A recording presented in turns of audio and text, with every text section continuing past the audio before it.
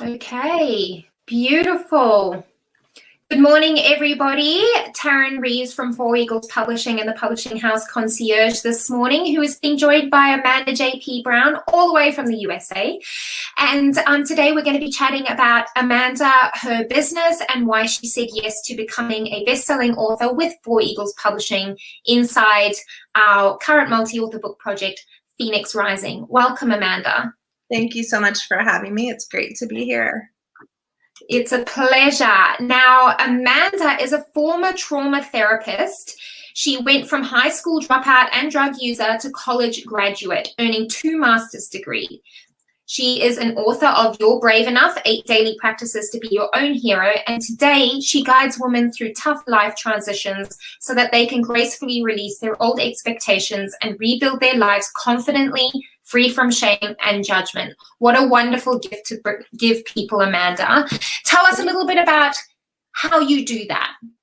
Well, I do that a lot through a lot of different ways, but I love journaling, asking questions. And so a lot of the work that I do is helping them look at and exploring the stories that they've been telling themselves, really kind of diving into what beliefs they've been holding and exploring those and seeing how they're either helping or hindering them, and really walking through the shame, self-judgment, because I've carried a lot of that for myself throughout my journey, and really how to accept and love yourself for who you are. And so it's really a personal journey for each woman. It doesn't always look the same, but it's holding a lot of space, asking a lot of questions that help tear down kind of some of the walls that we've built up, and really kind of, just being able to shift our perspective about who we are and finding that self-love and self-compassion. So I do that through the hero practices that I write about in my first book, and really kind of helping them just be able to embody all of that to become their own hero. Yeah, wonderful. And are these skills that you learnt through your own journey, or are these things that you have studied, or a combination of both? Probably a combination of both. Obviously, I have studied a lot about trauma and the impact of trauma on the body, the brain, the mind, the relationships, and I went through my own experiences with it. In addition, it's really what these practices really came about from me being able to own my own story, to really talk about the things that I went through, from releasing my own shame, and really talking about having my experience with addiction and being able to say that without going, don't look at me. Yeah. Or going the other way, and just being able to say it, stop. And even if all the butterflies come up, you're still smiling, you're still going, it's part of my story, it's part of what makes me beautiful, it's part of who I am. And so it really was about being able to talk about that in a very empowering way. And so it's the practices that I use to be able to write that first story and send it out to people, to really own it and start to integrate the pieces of myself that I had pulled apart and rejected, to only show up one way, and instead to be able to show up all the ways. So it really is about that. Yeah, how wonderful. And what a great example to show people what is possible for them, and that there is a kind of helping hand to pull them out of that hole of shame and guilt that can consume people and make life very, very dark for themselves and those around them as well. And I think that that's what fuels addiction sometimes as well. It's that shame feeling and that need to self-medicate and get away from those feelings, those coping mechanisms. And it's just this vicious cycle, and to have someone to say, hey, I've been there, I understand, I get it. You're okay, I see you. Let's do this together. What a beautiful, beautiful gift to be able to give somebody. Yeah.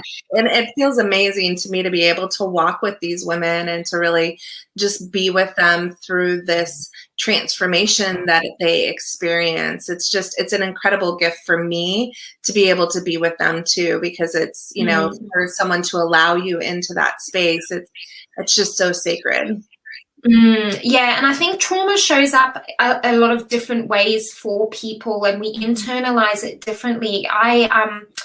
I have had post-traumatic stress disorder in the past because I experienced political violence when I was living in Africa. And, people may not necessarily turn to drugs, but there are other coping mechanisms like alcohol, sex, overachieving, people-pleasing, all of these things, that vicious negative self-talk that comes up and can just derail your joy train faster than you can blink. And then all of a sudden you look up and you don't even recognize yourself anymore. It's such a horrible place to find yourself in, especially if you don't have friends or family who understand, because I think there's still a lot of stigma around addiction or depression, anxiety, all of these things as well, where people are like, well, just pull yourself together. Why can't you stop? It's like, well, no, it doesn't work that way. Exactly. It doesn't work like that. That's not how this works. And it's that, we see that a lot, like, just get over it already. And that's not how this works. Healing is a process. And a lot of times, especially like with deep wounding, you can see this medically, sometimes when surgeons, they might stitch things up, but that's not how it heals. It heals from the inside out. So really there's a lot of things that are going in to trauma healing that really is about personal growth and work. And sometimes it takes time. It took me like 20 years to be able to like put my story out there. So it's not like, even though I had been going to school for this and I'd been working as a therapist for years, I didn't talk about it because I was still carrying a lot of shame. And I think that people sometimes like, oh, you have it all figured out. No, doing the work can be really hard, and we all come to it in our own time for all the different stories that we have around what it means or how it'll change our life, or people are going to leave us and reject us and we're defected somehow. And all of that is not true. And while it still may happen, some of those people might be like, I don't think I want to be with you or hang out with you. But we don't want those people in the first place if somebody's not willing to accept us and see us and love us and appreciate us and for who we are and all we've been through, and see how incredible we are. Then we don't want those people. But in the midst of it, we're clinging on to this and really struggling with like this perspective shifting and opening into. And you're right, trauma it takes time, and not everybody understands. Everybody reacts differently. So one person might have been through a similar experience or maybe the same exact one, and you both act totally different. And there are so many things that go into that. Yeah, yep, absolutely, 100%. And it takes so much courage to show up and do the work. And because it's an addiction. Any of these things are, an addiction. It's nobody's fault. A lot of these are down to chemical imbalances and actual physical things that happen, never mind all the energetic stuff that goes on behind it. Us humans are complex spiritual beings, right? And it takes so much courage to go, I need help. Please help me. I don't want to live like this anymore. Yeah, those are like the bravest words anyone can ever say is, I need help, because culturally we're supposed to be able to figure it out. And we're supposed to have it together, and we're supposed to know more by now. And we shouldn't be doing this, like all those judgments. But to literally go, I can't do this alone. I need help. One, that took so much for me to do. And I had to say those words in order to be able to get what I needed to grow, because we can't do it alone, or else we would have already done it by now. Exactly. So, yeah, and it doesn't matter how together you are or how smart, wealthy, supported you are. It still sometimes takes somebody else to help you do the work, and that doesn't mean that there's anything wrong with you or that you're doing anything wrong or that you're less than.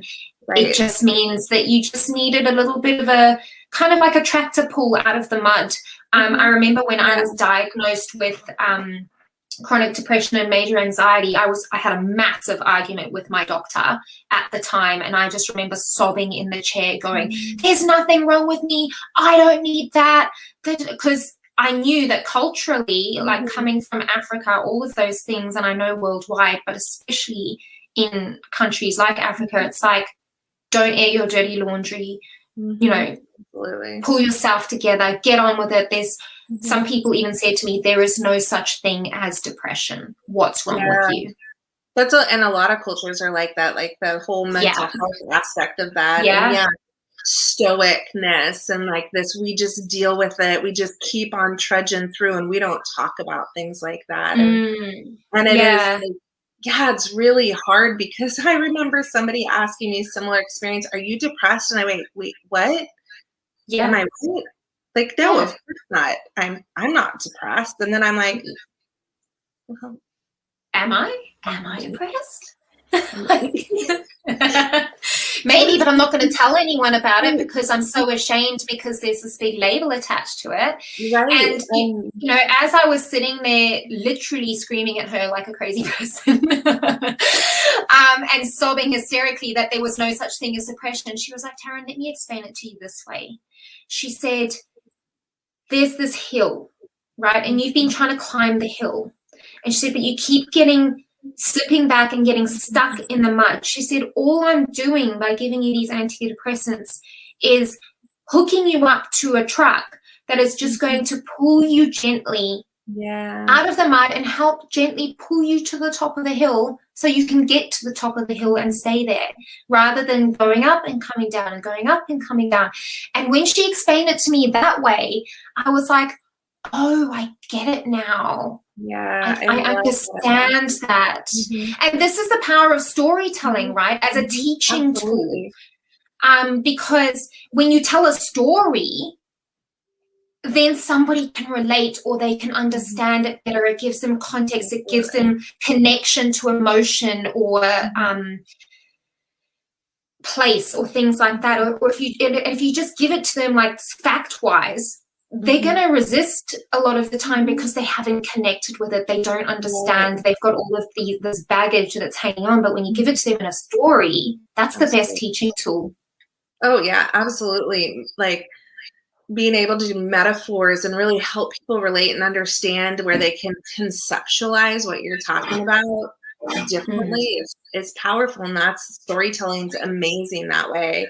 And it just, it really makes you feel less shameful or less critical of yourself. Like, oh, I get that. And I love that analogy that she gave you. I've never heard that one before, but I love it in the future because it's really what it is. It's being able to kind of just help you along, letting you kind of be able to do work too, but really kind of just aiding the process through a bit. So absolutely. I like that.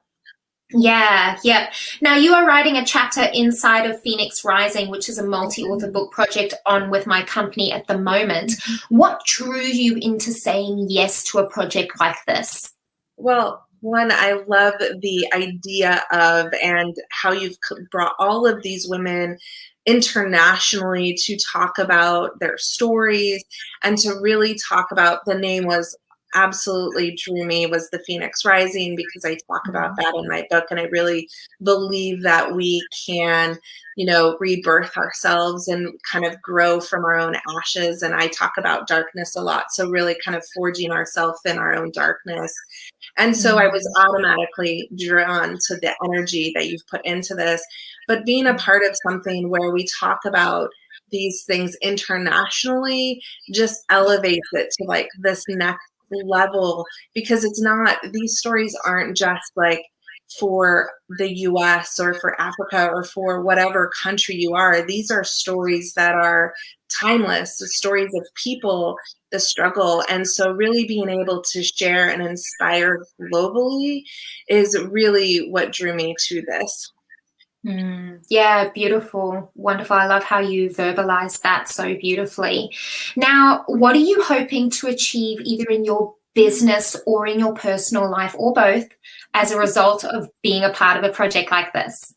Well, one, am so excited to be able to continue writing. And so for the longest time, I stopped connecting with the writer within. So to be authoring something, to have done my book, and then to now be doing this, it's like bringing me kind of full circle back again to part of myself that I had disowned for so long. So personally, it's just a confirmation that show up and write, allow your story to be seen and heard, because for a long time I just wanted to blend in. I didn't want people to notice me. And so this is helping me personally just get more comfortable, being more confident in myself and in my own story, and really professionally opening up my net of helping impact women and having that ripple effect, not just of women of my age or older or younger, but like for generations, helping heal the generations of people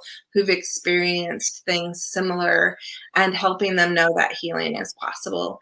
And so that in of itself I would love to be able to continue working with more women, walking through them. I have a big group program I'm getting ready to launch out in the near future. And so I really hope to fill that with women who are ready to walk through this and move into their own power.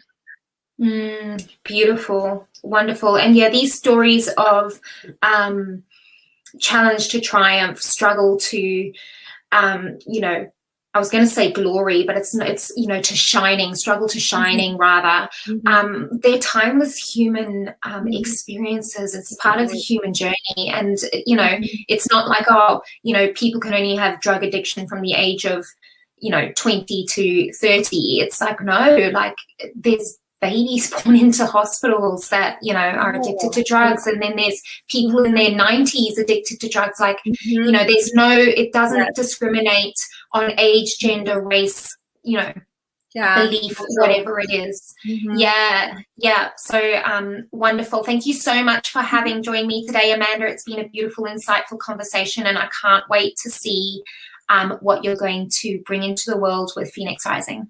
Thank you so much for having me. It's an honor to be part of this project.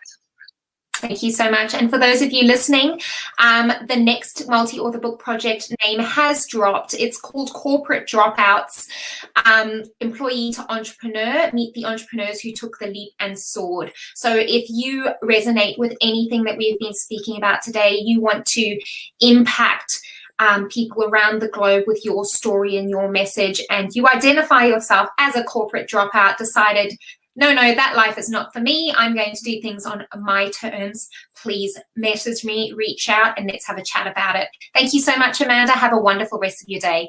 Thanks. Bye-bye. Bye.